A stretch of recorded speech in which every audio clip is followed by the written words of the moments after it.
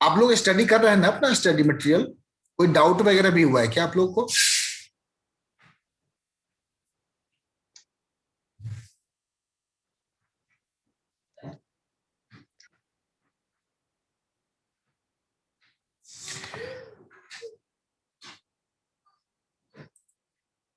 एक बार इनफॉर्सिविटी पे पुनः मैं बात करता हूं, क्योंकि मैं जानता हूं एज ए स्टूडेंट हम भी रहे हैं, तो इन शब्दों को लेके बच्चे में थोड़ी सी कंफ्यूजन रहती है, समझना थोड़ा मुश्किल होता है, नए शब्द है।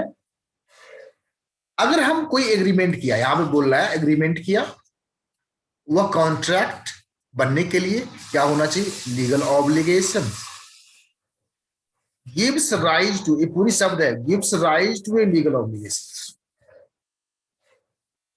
और हम लोगों ने एक एग्जाम्पल लिया था, एक मित्र को जब हम पार्टी पे बुलाते हैं और वह मित्र मुंबई से आ जाता है, तो वहां पे क्या है, लीगल ऑब्लिगेशंस क्रिएट नहीं होता है, क्योंकि वह किस तरह का कॉन्ट्रैक्ट है?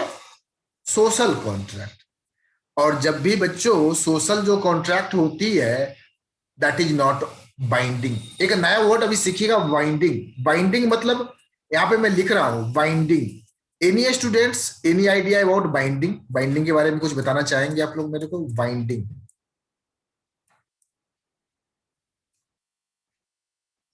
इसका मीनिंग जानते हैं? Bind, binding means, yes sir, so binding means मतलब बांधना, एक दूसरे को बांधना। बिल्कुल सही। हेलो। बाइंडिंग हम लोग अपने जब क्लास 8 9 10th में, तो बड़ी मोटी सी किताब होती थी, तो जब फट जाती थी तो हम लोग बाइंडिंग करवाते थे उसको। वर्ड से बहुत आप वाकिफ हैं आप लोग। देखिए, knowledge and application of knowledge अक्सर होता है, हम जानते हैं, बट जब जरूरत होती है तो इस्तेमाल कर पाते हैं कि नहीं कर पाते हैं, वह बात खास होती है। हमारे हार्ड डिस्क में क्या है, बहुत सारी बातें पड़ी रहती है, बट एग्जाम में भी क्या होता है, रिकॉल करना थोड़ा सा मुश्किल हो जाता है कभी कभी। तो बाइंडिंग वर्ड हम लोग सुने हैं, बट यहां पे बाइंडिंग बिल्कुल बच्चे ने कहा, सही कहा, बांधना। मिस हमने जो कॉन्ट्रैक्ट किया और आप अगर फेल कर रहे हो तो हम आपको बांधेंगे, बांध के कोर्ट तक पहुंचाएंगे, कानूनी कार्रवाई करेंगे, और कानून आपको जो उचित कदम होते हैं अंडर द लॉ, वह प्रावधान जो भी लिखे होंगे उसके अंदर में एप्रोप्रिएट रिलीफ। रिलीफ करने का मतलब होता है आपको वो जो हानि हुआ या नुकसान हुआ वह आपको मुहैया कराया जाए। एक एग्जाम्पल यहाँ पे बच्चे, अभी हम लोग लॉ में क्या है ना, थोड़ी सी एग्जाम्पल से जो चीजों को पढ़ेंगे उसको क्लियर करेंगे। हम लोगों ने लास्ट क्लास में एक बार पुनः थोड़ा सा 2 मिनट का मैं ब्रीफ करते हुए,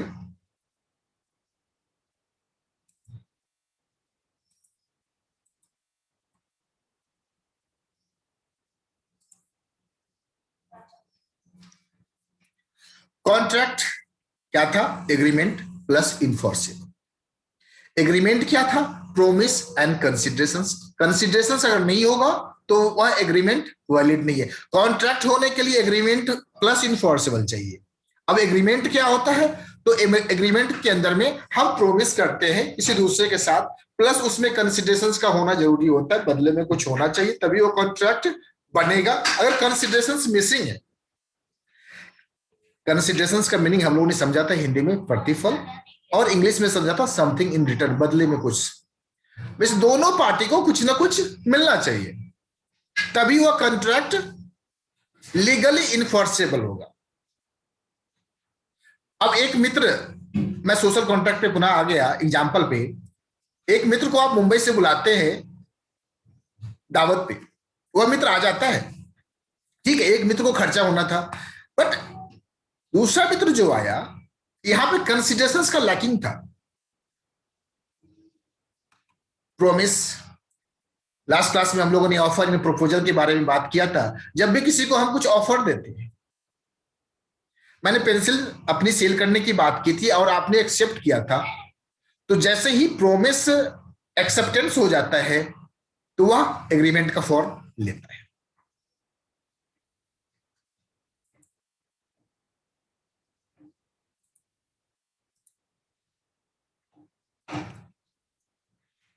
एक एग्जाम्पल, बहुत ही बेहतरीन एग्जाम्पल है, यहां पे मैं जो नाम है, नाम के बदले ए के बदले मैं राम रखता हूं और बी के बदले श्याम रखता हूं। राम एग्रीज विथ बी, मतलब श्याम, राम राजी होता है श्याम को अपना कार सेल करने के लिए 2 लाख रुपए में। यह जो एग्जाम्पल है, कह रहा है Ram agrees with B to sell car for ₹2 lakh to Shyam. तो अब राम कार बेचेगा श्याम को, तो राम की क्या ऑब्लिगेशंस होगी? पैसा देना। आप लोग भी थोड़ा सा फीडबैक देते रहिएगा। राम की क्या ऑब्लिगेशंस होगी?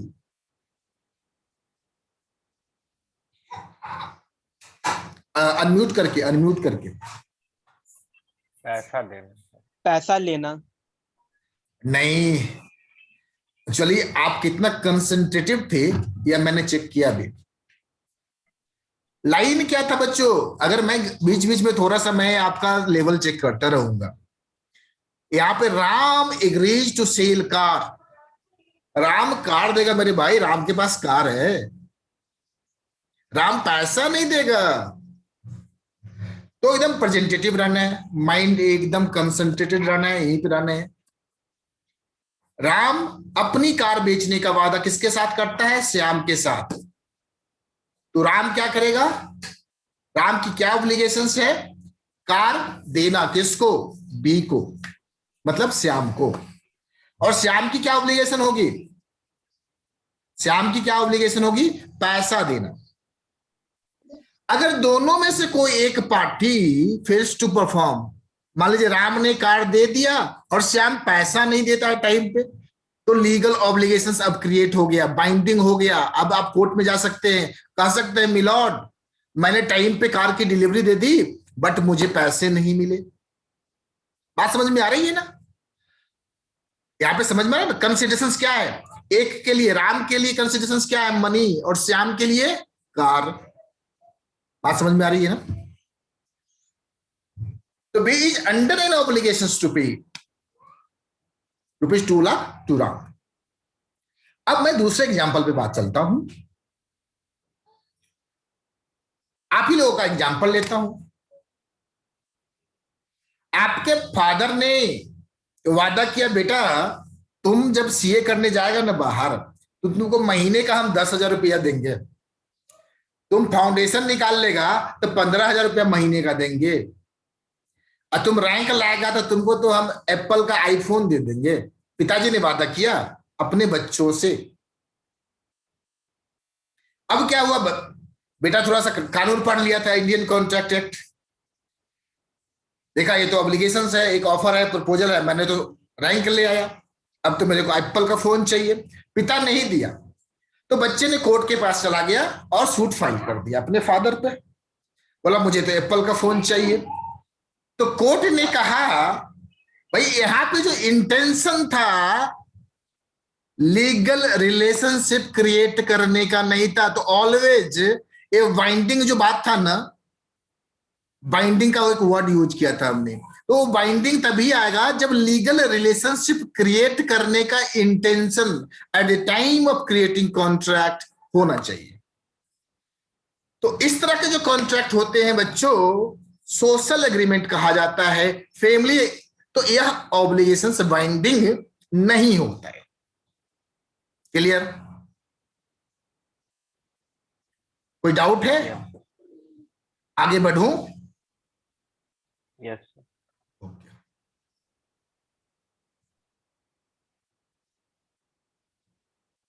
कुछ शब्द है बच्चे, मैं बार बार बोलूंगा, लीगल ऑब्लिगेशंस, बाइंडिंग कॉन्ट्रैक्ट, तो इन सारे शब्द के साथ कंफर्टेबल होते चले जाइएगा।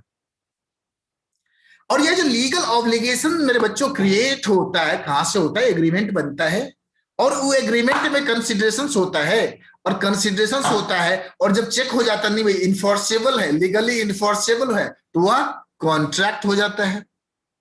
बात समझ कैसे लिंक कर पा रहे हैं ना आप लोग बातों को? एक भी शब्द को लेके कंफ्यूजन से नहीं होना चाहिए यहाँ पे। इंडियन कॉन्ट्रैक्ट एक्ट अगर आप बेटर समझ लेते हैं मेरे बच्चों, तो आगे की पढ़ाई, अगले चैप्टर की पढ़ाई, कानून को समझने लगेंगे।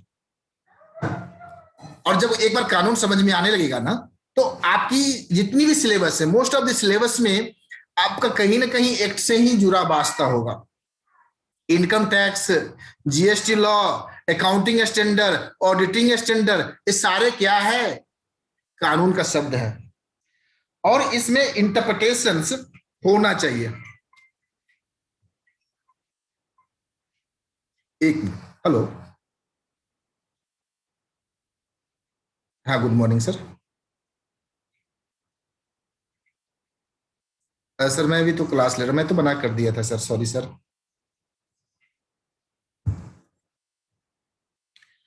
यस, सॉरी फॉर डिस्टर्बेंस बच्चे। अब हम लोग बात कर रहे हैं दो शब्द को बार बार सर आप बात कर रहे थे, एग्रीमेंट कॉन्ट्रैक्ट, एग्रीमेंट कॉन्ट्रैक्ट, दोनों में थोड़ा सा फर्क क्या है ये जरा समझाइए मुझे। एग्रीमेंट एंड कॉन्ट्रैक्ट,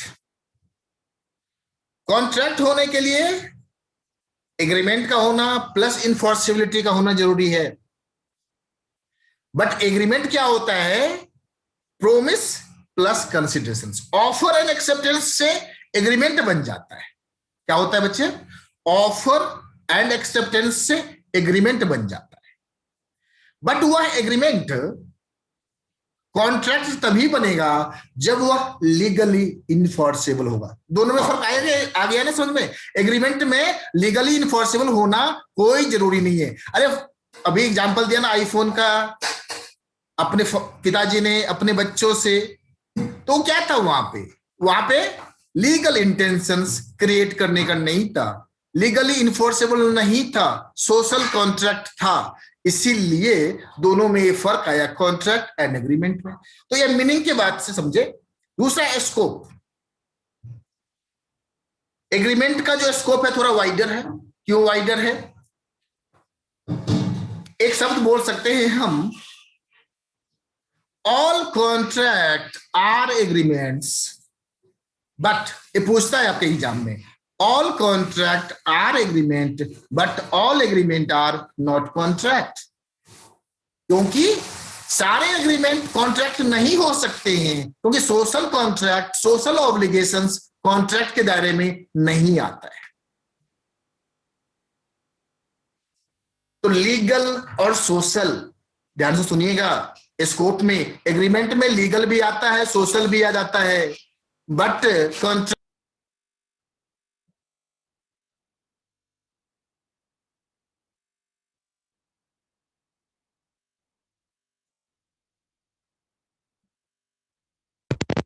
सर आप म्यूट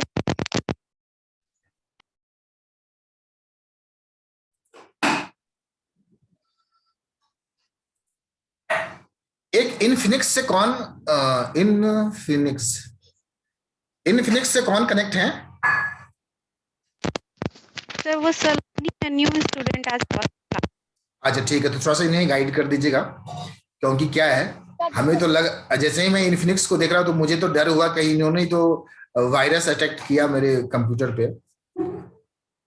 तो प्लीज मेरा हम्बल रिक्वेस्ट है आप लोगों से, जैसे ही अननोन नेम रहेगा ना तो मैं वो रिमूव कर दूंगा। मुझे डर होता है ना, कंप्यूटर पे अटैक कर दीजिएगा आप, साइबर थ्रेट बहुत ज्यादा चल रहा है ना, तो इसलिए प्लीज हम्बल रिक्वेस्ट है। एक मिनट, थोड़ा सा सेटिंग्स मुझे करनी पड़ेगी।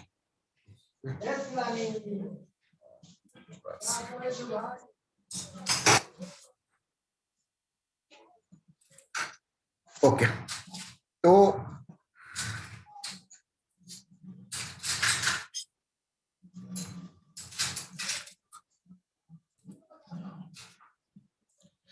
तो बच्चे हम लोग बात कर रहे थे एग्रीमेंट एंड कॉन्ट्रैक्ट के बारे में, समझ रहे थे, दोनों को डिस्टिंग्विश करना समझ रहे थे।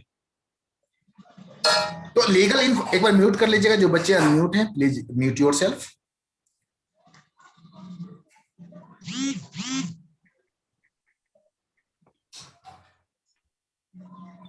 तो अब प्लीज म्यूट म्यूट म्यूट कर लीजिए, मुझे देखना पड़ेगा क्या?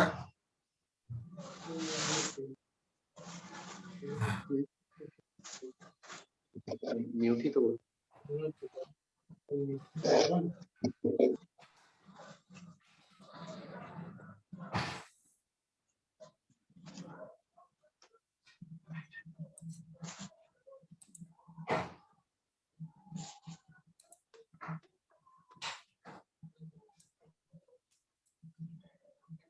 इनफिनिक्स अंजलि, ये जो नए स्टूडेंट है वो अपने आप को अनम्यूट रखे हैं, प्लीज इनको म्यूट करवाइए, ठीक है?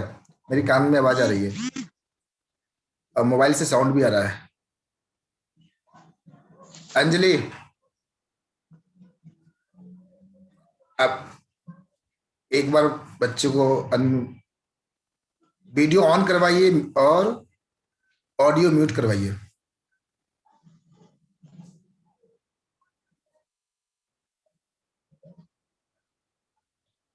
ओके, मैं स्टार्ट करता हूं।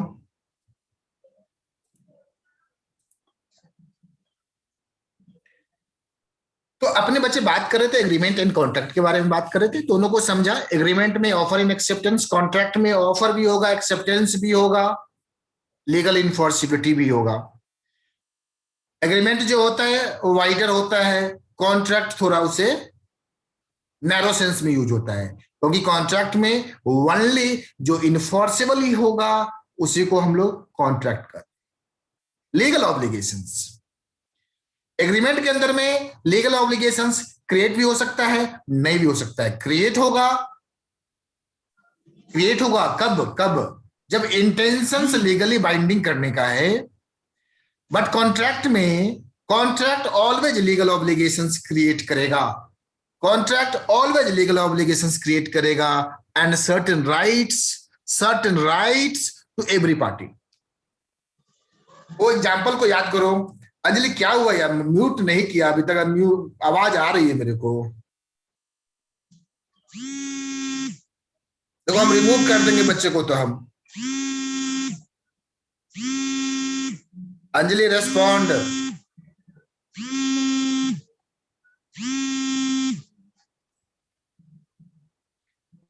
प्लीज बच्चे, अगर देखिए मेरा कंसंट्रेशन टूटेगा तो फिर क्या है ना, हम जो आपको देना चाहेंगे वो नहीं दे पाएंगे। तो थोड़ा सा कोऑपरेशन आपकी एंड से रहनी चाहिए, और आप लोग प्रोफेशनल स्टूडेंट हैं तो आपसे हम उम्मीद करेंगे 100% का कोऑपरेशन, तभी मैं 100% दे पाऊंगा। अगर मेरे कान में आवाज आपके आएंगे, किसी भी तरह का शब्द आएगा तो मैं डिस्ट्रैक्ट होऊंगा और कहीं ना कहीं आपकी ही हानि होगी। मैं आपके सर्विस देने के लिए हूं और मैं चाहता हूं आप समझ के जाएं। हर बच्चे से अपेक्षा है आप प्लीज कोऑपरेट करेंगे तो एक अच्छा सा क्लास का बन सकता है। तो बच्चे हम बात कर रहे थे लीगल ऑब्लिगेशंस की। एग्रीमेंट एंड कॉन्ट्रैक्ट में लीगल ऑब्लिगेशंस में अगर सोशल कॉन्ट्रैक्ट होगा तो intention to create legal relationship नहीं है। देखिए आज मैं बार बार बोल रहा हूं चीजों को, फिर जैसे ही आगे बढ़ेंगे तो इन चीजों को लीगल ऑब्लिगेशंस, तो आपको समझना होगा लीगल ऑब्लिगेशंस का मतलब क्या होता है। अगर सोशल कॉन्ट्रैक्ट है तो वहां पे लीगल ऑब्लिगेशंस नहीं है। कॉन्ट्रैक्ट मतलब लीगल ऑब्लिगेशंस। तो अब लीगल ऑब्लिगेशंस का मतलब क्या होता है भाई? राम श्याम को याद करो, राम की बॉन्डेज क्या थी? राम की लीगल ऑब्लिगेशंस थी कार की डिलीवरी देना, और श्याम की लीगल ऑब्लिगेशंस थी पैसा देना। सर ये तो लीगल ऑब्लिगेशंस। तो एक लीगल ऑब्लिगेशंस जब आती है तो वह राइट्स भी देता है, ऑब्लिगेशन के साथ राइट भी आता है भाई। क्या राइट आया? सिर्फ obligations, contract doesn't mean only legal obligations, both party has certain rights also. आप पूछेंगे सर सर्टेन राइट्स क्या मतलब होता है? राम ने जैसे ही कार की डिलीवरी दे दी श्याम को तो राम के पास राइट्स है मनी लेने का। किससे? श्याम से। अगर श्याम देने में फेल करता है तो राम के पास राइट्स है क्या? कोर्ट जाने का, लीगल एक्शंस लेने का, उसको इन्फोर्स कराने का और कानून की मदद से पैसा को रिकवर कराने का। तो कॉन्ट्रैक्ट हम इसीलिए करते हैं, जो कोई पार्टी अगर किसी भी कारणवश अगर कॉन्ट्रैक्ट को परफॉर्मेंस करने में फेल करता है तो हम कानून की मदद से उसको परफॉर्मेंस करवावे। नेचर में बात कर रहा है, all agreements are not contracts. अभी तक तो हम लोग यही बात कर रहे थे, but all contracts are agreement. मैंने शब्द यहीं से चालू किया था। अब आते हैं कॉन्ट्रैक्ट में एक नया शब्द जोड़ते हैं, वैलिड। वैलिड का मतलब समझते हैं? एक बार आप लोग रेस्पॉन्ड कीजिए। आप वैलिड का मतलब समझते हैं? नाम सुने हैं? कुछ तो बोलिए। आयुष, अनम्यूट करके बोलिए। मान्यता सर। मान्यता, बिल्कुल सही। बट यहां पे जो वैलिड सेंस यूज हुआ है, वैधता, हिंदी का शब्द है वैध। यस। पूरा हिंदी भी सीखते जाएंगे हम लोग। वैध। कॉन्ट्रैक्ट का हिंदी जानते हैं? संपर्क सर। वो कॉन्टैक्ट होता है, CONTACT। ए में लग गया CONTRA। कॉन्ट्रैक्ट है, नॉट कॉन्टैक्ट। हम कॉन्टैक्ट की बात नहीं कर रहे हैं। संबंध। Any students other contract?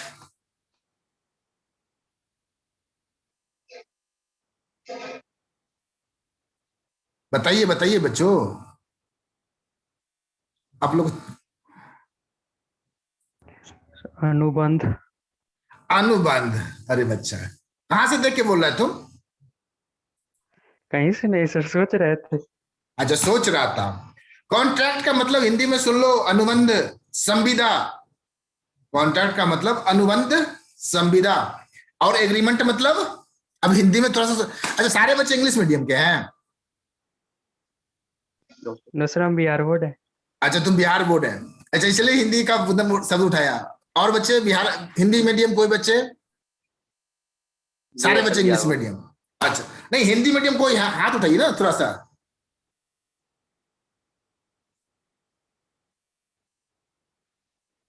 Okay, तो कॉन्ट्रैक्ट, अनुबंध, और एग्रीमेंट मतलब हिंदी। एग्रीमेंट का हिंदी थोड़ा सा हम हिंदी में, आप मत सोचना सर हिंदी का क्लास आप लेना चालू कर दिए, नहीं। कुछ शब्द हिंदी के ऐसे होते हैं ना, उसकी मीनिंग बड़ा स्पष्ट होती है। एग्रीमेंट मतलब समझौता। समझौता समझते हैं ना, आपस में समझौता करते हैं ना भाई। अब जैसे ही एग्रीमेंट मतलब समझौता दिमाग में आएगा तो बात समझ में आ जाएगा। क्लियर? अब आते हैं हम आपके पास वैलिड बात को लेके। वैलिड मतलब वैध। मिस कानून की दृष्टि में उसकी वैधता कितनी है? कोई भी कॉन्ट्रैक्ट क्या वैलिड है कि नहीं है, इसकी जांच की जाती है। हम कोई भी कॉन्ट्रैक्ट कर लेंगे और इन्फोर्सेबल हो जाएगा, ऐसा होता है क्या जिंदगी में? नहीं होता है। हर कॉन्ट्रैक्ट वैलिड नहीं हो सकता है, लीगली इन्फोर्सेबल नहीं हो सकता है। इसकी जांचने की कुछ बिंदुआं हैं। यह सेक्शन 10 बात करता है। सेक्शन 10, कौन सा सेक्शन? सेक्शन 10। सेक्शन 10 कहता है essentials of a valid contract. पहला बात, एग्रीमेंट। अब सीख क्या है एग्रीमेंट? मीन्स कॉन्ट्रैक्ट को वैलिड होने के लिए दो पार्टियों के बीच में एग्रीमेंट होना चाहिए। एग्रीमेंट हो गया, ठीक है भाई। फ्री कंसेंट होना चाहिए। Free consent. कंसेंट का मतलब समझते हैं? जवाब, कंसेंट मतलब मंजूरी देना। मंजूरी, सहमति। बिल्कुल मंजूरी, सहमति मतलब रजामंदी। अरे रजामंदी प्रपोजल में क्या होता है भाई? बोथ पार्टी क्या होता है? रजामंद होता है ना। आप लोगों में से कौन शादीशुदा है? सब अनमैरिड है? Free consent. हिमांशु, आप शादीशुदा है, मैरिड है? नहीं सर, अनमैरिड। अभी अनमैरिड। अच्छा, अभी कहा? Okay, free consent. Free consent, free मतलब स्वतंत्र। मतलब कंसेंट जो होना चाहिए किसी भी बाहरी फोर्स के द्वारा। बाहरी फोर्स समझते हैं? बंदूक की नोक पे लगा के बोला जमीन लिख दे, जमीन की गाड़ी छीन लिया, तो उसको बोलते हैं कोअर्सन। बंदूक की नोक मतलब कोअर्सन। कोअर्सन एक वर्ड है, सुनिएगा सुनिएगा आज। कोअर्सन, आगे बढ़े बात करेंगे। कोअर्सन का मतलब होता है उत्पीड़न। सर हिंदी में ऐसा नाम मत लीजिए, इंग्लिश में लेते हैं कोअर्सन, मतलब बंदूक बल के लगा के, मतलब बाय फोर्स जब आपसे कोई कॉन्ट्रैक्ट करवा लेगा भाई तो वो वैलिड होगा? है नहीं ना होगा? नहीं कोई होगा। नहीं होगा। कोई जबरदस्ती आप जा रहे थे, गाड़ी छीन लिया, पेपर पे साइन करवा लिया, तो आपके पास ऑप्शंस है, कोर्ट को जाके बोलिएगा मिलॉर्ड बंदूक के नोक पे है, इस कॉन्ट्रैक्ट को मानता मत दीजिए आप। अब कोर्ट जांच करेगी, पुलिस वेरीफाई करेगी और सत्यापित करेगी भाई सही में तो बंदूक की नोक आया कि नहीं आया। तो फ्री कंसेंट का मतलब होता है मेरे बच्चे, मीन्स आपका जो कंसेंट है फ्री है, जोर जबरदस्ती से नहीं आया है। दूसरा अनड्यू इन्फ्लुएंस, अनड्यू, हाँ जी कोर्ट को पता कैसे चलेगा कि कोई मेरे बंदूक पे नोक पे रख के हमसे कॉन्ट्रैक्ट करवाया है? सर तो क्या है, बंदूक की नोक रखा गया आप पे, तो कोर्ट के पास और भी तंत्र है ना, पुलिस वेरिफिकेशन, और आपको भी प्रूफ करना पड़ेगा, जो आपको साक्ष्य देना पड़ेगा, एविडेंस देना पड़ेगा, विटनेस देना पड़ता है। विटनेस इसलिए ना आता है किसी भी केस में, आपके साथ साथ विटनेस, किसी कोई देखा बंदूक की नोक पे लगाया गया है, सो उसका कोई फोटोग्राफी है, पुलिस वेरीफाई करेगी, रास्ते को जांच करेगी और सत्यापित जब हो जाएगा, अनुसंधान उसको बोला जाता है, पुलिस इन्वेस्टिगेशंस होगी। बात क्लियर?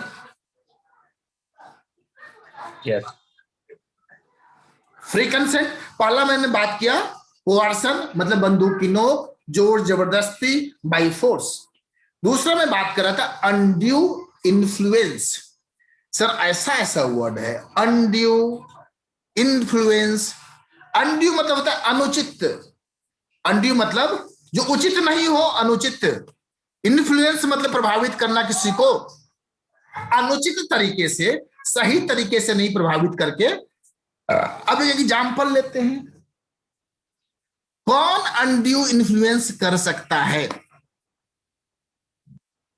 तो कहा गया है जो गुरु होते हैं, जैसे बाबा रामदेव गुरु हैं, गुरु मानते हैं, तो गुरु की बातों को लोग अंधभक्त होकर सुनते हैं, और गुरु कहता है बेटा तेरा कल्याण हो जाएगा, तेरा ये जो फैक्ट्री है ना संस्था के नाम में दे दे, और भक्त इतना अंधा था दे दिया। या टीचर, हाई स्कूल का टीचर, कॉलेज का टीचर, प्रिंसिपल कहता है तुम मेरे को 5 लाख रुपया दो तो तेरे को मैं रैंक ला दूंगा, फर्स्ट क्लास दूंगा। तो टीचर और जो गुरु होता है, धर्म गुरु, यह लोग अनड्यू इन्फ्लुएंस कर सकते हैं। और जब यह प्रूफ हो जाता है, जो या डॉक्टर भी अनड्यू इन्फ्लुएंस कर सकते हैं। डॉक्टर, सर कैसे डॉक्टर अनड्यू इन्फ्लुएंस करेंगे? अब पेशेंट, अब कोविड का पेशेंट अभी मान लो, भी बड़ा एग्जाम्पल अच्छा है, ऑक्सीजन के लिए डॉक्टर बोल रहा है 5 लाख दे, 10 लाख दे, तभी तेरे को ऑक्सीजन लगाऊंगा। अब बेचारा कोरोना के बेड पे बैठा हुआ है, अब तो मरता क्या नहीं करता, बोलेगा डॉक्टर साहब जो है मेरा ले लो, मेरे को बचा लो। और डॉक्टर साहब भी बड़ा था लालची, स्वार्थी, उसका कि जमीन के पेपर पे साइन करवा लिया। तो 3 चीजें बताया मैंने। अनड्यू इन्फ्लुएंस का मतलब होता है अगर किसी को आप अनुचित ढंग से प्रभावित करके कोई संपत्ति हासिल कर लेते हैं तो यह कॉन्ट्रैक्ट फ्री कंसेंट में नहीं आता है। दूसरा मिस रिप्रेजेंटेशन। मिस रिप्रेजेंटेशन मतलब रिप्रेजेंटेशन जो है सो गलत तरीके से किया जाता है, जो हकीकत नहीं। तो फ्री कंसेंट कब नहीं होता है? पहला नाम बोलिए, आप लोगों से मैं पूछ रहा हूं। पहला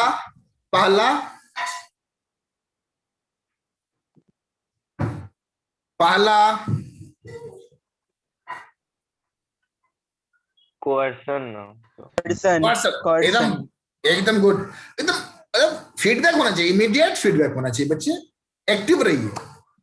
कोअर्सन, दूसरा undue influence, अनड्यू इन्फ्लुएंस, तीसरा misreaction, miss representations, miss representations, representation, ठीक है।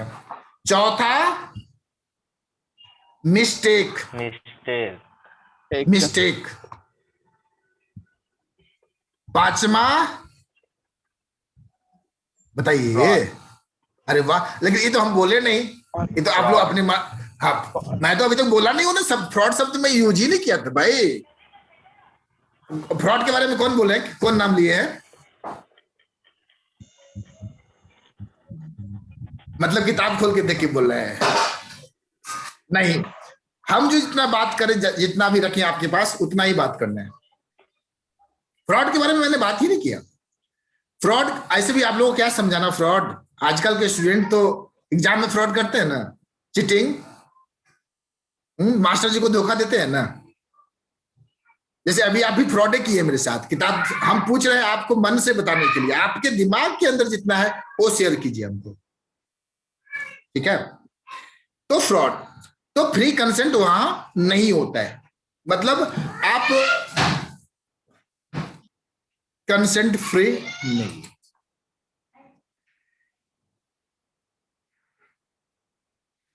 तो एग्रीमेंट और फ्री कंसेंट। अब आता है competency of the parties. Sir बड़ा वर्ड शब्द बड़ा डिफिकल्ट बोल देते हैं। अरे हम क्या करें, लॉ में, कानून में यही सब लिखा हुआ है। शब्द का ही खेल है कानून में। शब्द का इतना बड़ा खेल है, वर्ड्स का। सेम केस, एक ही केस, एक ही कोर्ट में एक वकील हार जाता है, दूसरा वकील जीत जाता है। शब्द को आप कैसे इंटरप्रिटेशंस करते हैं, कानून के शब्दों के साथ आप कैसे व्याख्या करते हैं, उसके ऊपर डिपेंड करता है। तो एग्रीमेंट था, वैलिड होने के लिए सेक्शन 10 बात करता है। सेक्शन 10 कहता है कोई भी कॉन्ट्रैक्ट वैलिड तभी होगा जब एग्रीमेंट होना चाहिए, फ्री कंसेंट होना चाहिए। फ्री कंसेंट होने के लिए 5 बातें हैं। कॉम्पिटेंसी मतलब कॉम्पिटेंट। बच्चों, are you competent to marry? Who is competent to marry? 1 by 1 करके जवाब दे भाई। Who is competent to marry? बोलो Ayush, are you competent to marry? दो sir. What is your age? 18। Okay. Are you competent to make a contract? दो sir. Are you competent to No, make sir. a contract? Okay. Anurag, are you competent to marry? no sir, yet not competent. Okay. Are you competent to make a contract? No sir, yes sir, I make a contract. Oh, you are competent to make a contract. Himanshu, are you competent to make a? Are you competent to marry? No. Are you competent to make a contract? Yes, sir. Okay. Ritik, sir मुझे competent का मतलब नहीं पता है। competent का मतलब ठीक है। Sanidhya,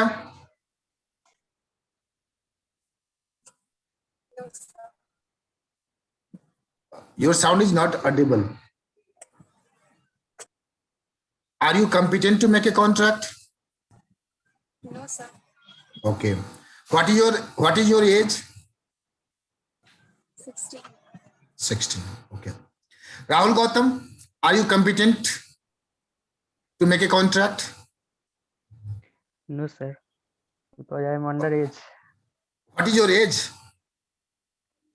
17 in next month I Okay. 18 की हो जाएंगे। ओके। कॉम्पिटेंट मतलब होता है क्षमता। हिंदी में उसको बोलते हैं क्षमता, सामर्थ्य।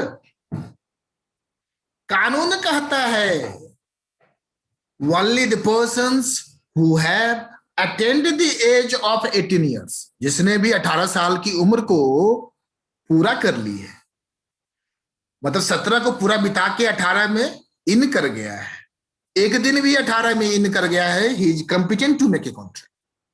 Sorry, who has completed 18 years, complete 18 years, completed attend the age of 18 years, मतलब 18 का 365 दिन, 17 बीतने के बाद 18वां, अब 19वां जो जन्मदिन मनाएंगे ना, उसी दिन आप competent to make a contract.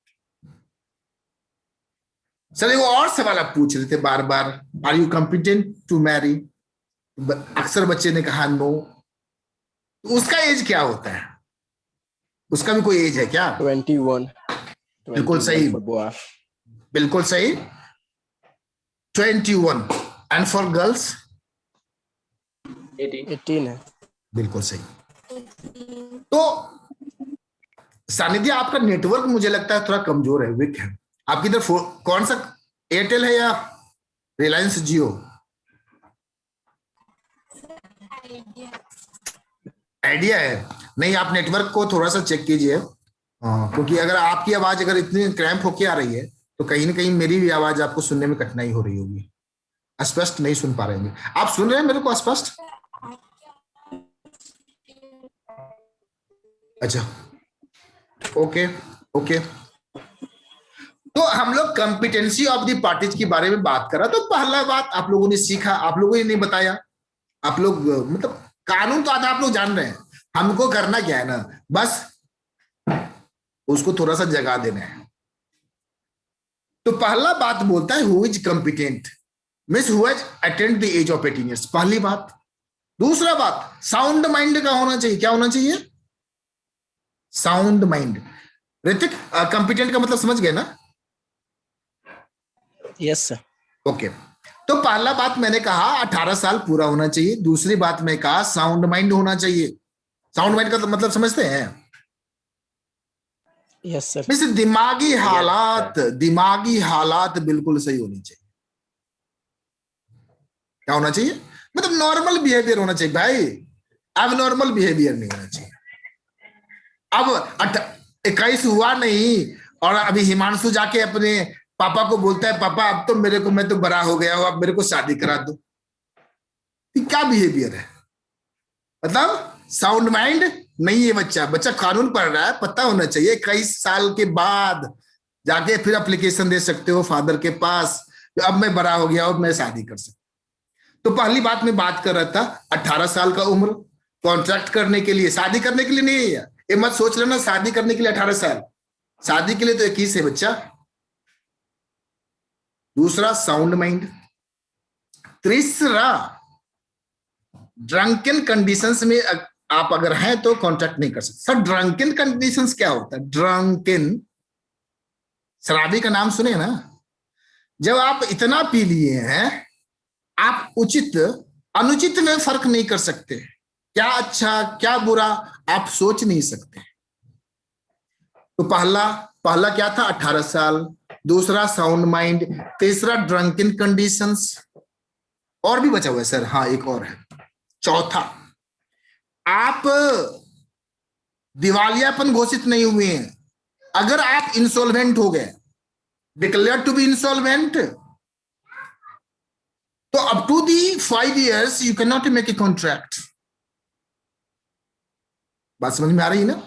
कि कॉन्ट्रैक्ट, अब वो बंदा दिवालिया है, वो कॉन्ट्रैक्ट को फुलफिल ही नहीं कर सकता। कोर्ट ने कह दिया रे भाई किसी काम का नहीं है, लावारिस है। और इंसॉल्वेंट कब होता है कोई? जब आप लोग अकाउंट्स में पढ़े होंगे, इंसॉल्वेंट पढ़े हैं ना, बैड डेब्ट्स रिकवर होता है, इंसॉल्वेंट हो जाता है, कोर्ट के द्वारा इंसॉल्वेंट घोषित हो जाता है। उसकी लायबिलिटी इतनी होती है, उसकी लायबिलिटी इतनी होती है, एसेट्स उसको पूरा नहीं कर पाता है। तो हम लोगों अभी देखा बच्चे, कंपिटेंसी के बारे में बात कर रहा था। कंपिटेंट कौन होता है? कॉन्ट्रैक्ट जो 18 पूरा कर लिया, दिमागी हालात सही है, और जब कॉन्ट्रैक्ट कर रहा है तब दारू वारू नहीं पिया है, सैनिटाइज अपने को बहुत ज्यादा नहीं किया है। सैनिटाइज समझते हो ना? आजकल तो सैनिटाइज का बहुत ही प्रचलन चल रहा है ना।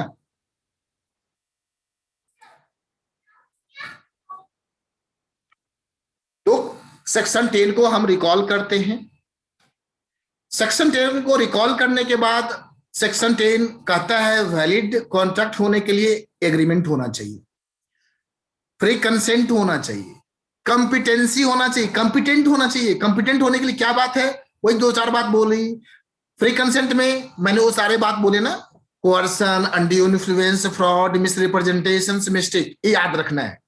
ये सब इन 5 फ्री कंसेंट के बारे में हम लोग डिटेल में नेक्स्ट चैप्टर में स्टडी करेंगे। कंपिटेंसी के बारे में भी आप नीचे आएंगे तो उसके बारे में भी स्टडी करेंगे। लॉफुल कंसिडरेशन, अरे बाप रे सर, कंसिडरेशन समझने में तो बहुत कठिनाई था, उसके आगे आप लगा दिए लॉफुल, ये क्या होता है? कंसिडरेशन मतलब प्रतिफल, समथिंग इन रिटर्न। अब तो चौथा वर्ड है lawful consideration. Lawful considerations, lawful मतलब कानूनन कंसिडरेशन होना चाहिए। अब राहुल गौतम गया सेंटर पे बात कर लिया, बोला फीस तो बताया क्या, जो भी फीस है, और क्लास किया, 1 महीना क्लास किया, और तब जाके बोलता है सेंटर पे, हमारे पास पैसा तो नहीं है, हमारे पास वो पिस्टल है। क्या है? क्या है? देसी पिस्टल। और सेंटर पे जाके बोल रहा है ये पिस्टल ले लीजिए फीस के बदले। और सेंटर इंचार्ज वो पिस्टल लेके रख ली। पुलिस को पता चल गया, सेंटर इंचार्ज भी जेल, राहुल बाबू भी जेल। आए थे सीएस बनने और पिस्टल के चक्कर में। तो क्या था ये? लॉफुल कंसिडरेशंस नहीं था। मीन्स कंसिडरेशन होना चाहिए लॉफुल, कानूनन, कानून की आई में अनलॉफुल नहीं होना चाहिए। जैसा कि हम जानते हैं पिस्टल कैरी करने के लिए लाइसेंस होने की जरूरत है, और अगर हम दूसरे से भी पिस्टल ले रहे हैं तो मेरे पास भी लाइसेंस होना चाहिए।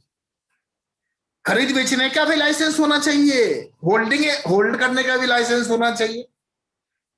आपके पास पिस्टल पड़ा हुआ है, मान लीजिए आप 10 गो पिस्टल खरीद के आप बेच रहे हैं मार्केट में, आप नहीं कर सकते, उसके लिए आपकी प्रॉपर लाइसेंस होनी चाहिए सेल करने के लिए। और आप उसी व्यक्ति को सेल कर सकते हैं जिस व्यक्ति के पास वैलिड लाइसेंस है। लॉफुल कंसिडरेशंस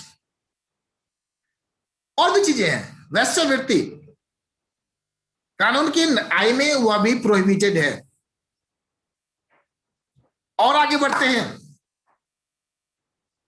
कहानी को थोड़ा और ट्विस्ट करते हैं। राहुल सेंटर पहुंचा, बोला पैसा तो नहीं है मेरे पास अभी, तो मैं दे ही नहीं पाऊंगा। सेंटर पे उस दिन मैं ही बैठा था। मैं बोला बेटा एक काम कर, मेरे लिए एक काम कर दे, तेरा पैसा माफ कर दूंगा मैं बोला तू जा ऋतिक को पीट के आ जा। ऋतिक को खूब पीटा जाके। तो ये भी कंसिडरेशन क्या था? लॉफुल नहीं था। ये मारधार हो गया ना, अनलॉफुल काम कर दिया ना, किसी को बॉडली हार्म कर दिया ना। आईपीसी कानून की धारा में आप किसी को किसी भी ढंग का नुकसान नहीं पहुंचा सकते हैं, और वह जो होता है क्रिमिनल ऑफेंस होता है। तो राहुल फिर क्रिमिनल ऑफेंस कर दिया। बेचारा टीचर को खुश करने के चक्कर में चला गया जेल। अनलॉफुल। तो लॉफुल कंसिडरेशंस कहने का मतलब होता है जो कानून की दृष्टि में अनलॉफुल नहीं होना चाहिए। क्लियर? इसको लेके कोई डाउट नहीं है मन में?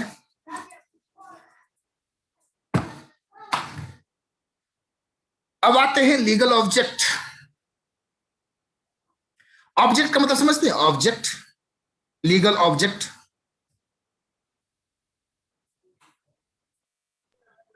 उद्देश्य।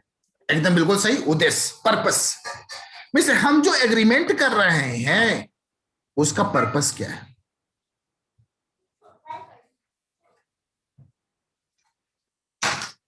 अगर पर्पस वैलिड नहीं है तो वह कॉन्ट्रैक्ट भी वैलिड नहीं होगा। अब एग्जांपल से लेते हैं इसको।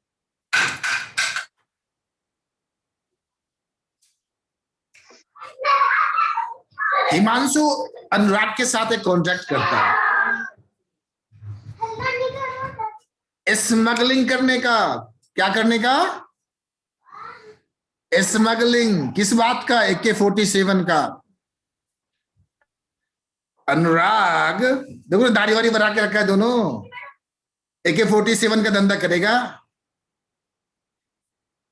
अब हुआ क्या है यहाँ पे, दोनों तो स्मगलिंग करके ले आया और माल बेच के पूरा अनुराग ने पूरा का पूरा माल पैसा जो है सो दबोच लिया। हिमांशु को डंडा दिखा दिया, ठेंगा दिखा दिया।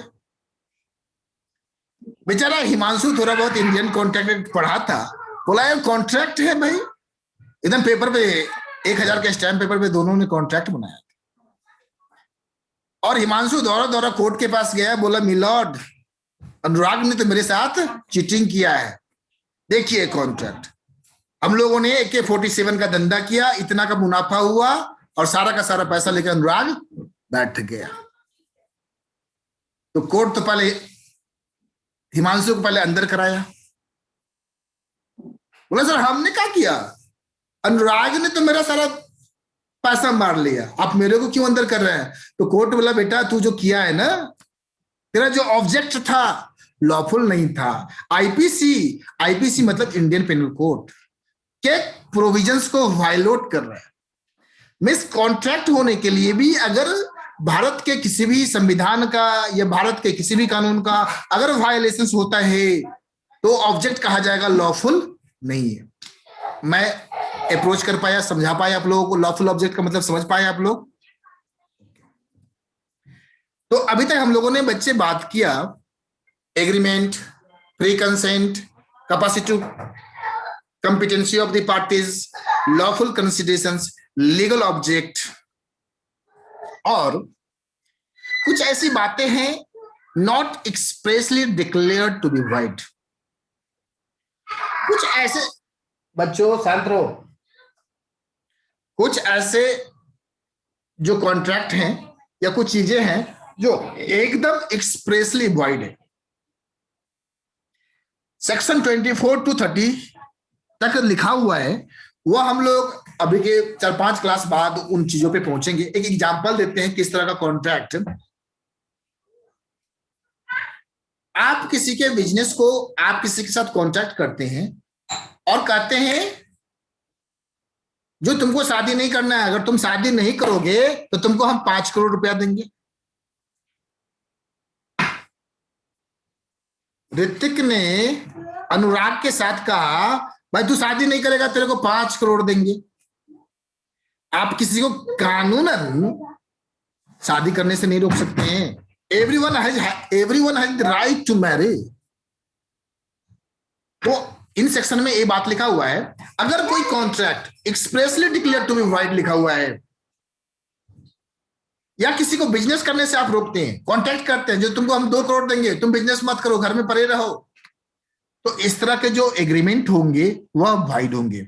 तो वैलिड कॉन्ट्रैक्ट होने के लिए क्या होना चाहिए? एग्रीमेंट होना चाहिए, फ्री कंसेंट होना चाहिए, कंपिटेंसी होनी चाहिए, कंसिडरेशन लॉफुल होना चाहिए, तो कंसिडरेशन तो और ऑब्जेक्ट भी लीगल होना चाहिए। एंड कुछ ऐसी बातें हैं वैलिड कॉन्ट्रैक्ट होने के लिए जो सेक्शन 10 में नहीं लिखी है बट फिर भी होना चाहिए, मतलब वह बायोलॉजिकल होना चाहिए। भाई एग्रीमेंट होने के लिए 2 पार्टी होना चाहिए ना भाई, क्या अपने से एग्रीमेंट कर लोगे? हैं? शादी करने के लिए 2 आदमी होना चाहिए ना। जैसे शादी करने के लिए 2 लोगों का होना जरूरी है, वैसे ही कॉन्ट्रैक्ट होने के लिए, एग्रीमेंट होने के लिए 2 पार्टीज। और हम लोगों ने ये भी बात कर रहा था ना, इनफॉर्सिबिलिटी मतलब इंटेंशन होना चाहिए लीगल रिलेशनशिप क्रिएट करने का। फादर आईफोन अपने बच्चों को, बच्चा चला गया कोर्ट, कोर्ट बोला सोशल कॉन्ट्रैक्ट, कुछ याद आ रहा है ना? और लीगल फॉर्मेलिटीज, कुछ कानूनी प्रक्रिया होती है। कॉन्ट्रैक्ट को आपको एक स्टैम्प पेपर में लिखना होगा, वो उसमें विटनेस होना चाहिए, तो कुछ राइटिंग में होना चाहिए। तो ये सब भी फॉर्मेलिटीज पूरी होनी चाहिए। कॉन्ट्रैक्ट को वैलिड करने के लिए कोर्ट के पास जाएंगे, कोर्ट के पास बोलेंगे अरे मैं तो इनको 5 लाख रुपया दिया था बट ये मेरे को नहीं दे रहे, तो कोर्ट बोलेगा पेपर पे लिखा है क्या, एविडेंस है क्या? और कोर्ट तो एविडेंस पे सुनता है मेरे भाई। कानून को क्या चाहिए? सबूत चाहिए। कानून सबूत पे खेलती है। आप सबूत कैसा पेश करते हैं उसके ऊपर डिपेंड करता है। एंड सर्टेनिटी ऑफ मीनिंग, इसके बारे में कोई बच्चा बताएगा? सर्टेनिटी ऑफ मीनिंग क्या होता है? Yes sir. बताइए। सर अगर कोई भी हम कॉन्ट्रैक्ट करते हैं तो उसका एक मीनिंग होना चाहिए, जैसे कि किसी भी कॉन्ट्रैक्ट से कि हम कैसा कॉन्ट्रैक्ट करते हैं उसका एक मीनिंग, लीगली मीनिंग होना चाहिए कि हाँ कि हम वो कॉन्ट्रैक्ट मेरा एक पर्पस के थ्रू हुआ है। इसको थोड़ा मैं ओके देखिए, सर्टेनिटी कहने का मतलब होता है बच्चा सर्टेन, मीन्स हम जो कॉन्ट्रैक्ट कर रहे हैं बोथ पार्टी सर्टेन होना चाहिए जो आखिर हो क्या रहे। अब मैं एग्जांपल देता हूं। आयुष के पास 2 कार है, 2 car. Ayush has 2 car, one is Audi and another is Mercedes Benz। अनुराग को पता है सिर्फ जो आयुष के पास मर्सिडीज बेंज है। आयुष बोलता है भाई मेरे को कार बेचना है, और अनुराग सोचता है आयुष के पास मर्सिडीज है, और तो बोलता है, अनुराग बोलता है ठीक है भाई दाम बता कितना, और जो भी दाम है बताया जाता है। और अनुराग खरीद रहा है यह सोच के जो मर्सिडीज बेंज है। अनुराग आयुष से खरीद रहा है यह सोच के जो क्या है, मर्सिडीज बेंज ई क्लास। और आयुष सोच रहा है मैं जो बेच रहा हूं ऑडी बेच रहा हूं। तो this is not certainty of meaning. Miss clear होना चाहिए, बात समझ में आई ना? और एक एग्जांपल और बढ़ाते हैं सर्टेनिटी ऑफ मीनिंग का मतलब।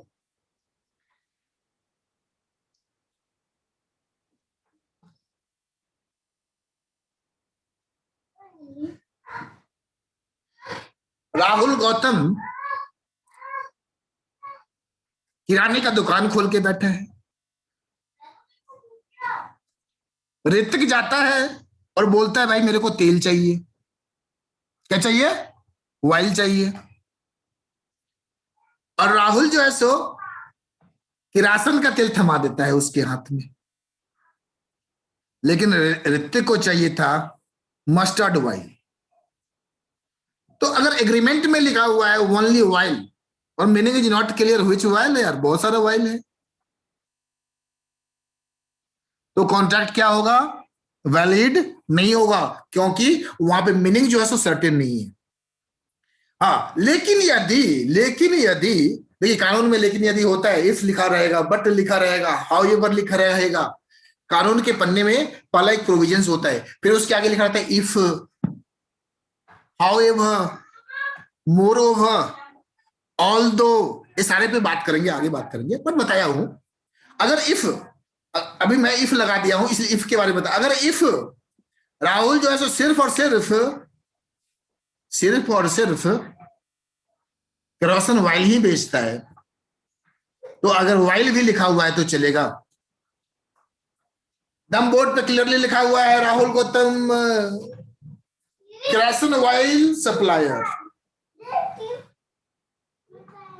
तो मीनिंग क्लियर है, केरोसिन ऑयल ओनली। केरोसिन के दुकान पे केरोसिन तेल ही लेने जाएंगे ना भाई। तो सर्टेनिटी ऑफ मीनिंग में कॉन्ट्रैक्ट में है जो भेग नहीं होना चाहिए।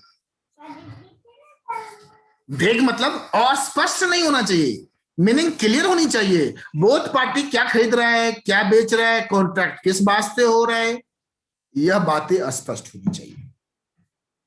अगर आज अभी तक जितना पढ़े हैं उसको लेके कोई सवाल जवाब हो तो आप लोग पूछ सकते हैं।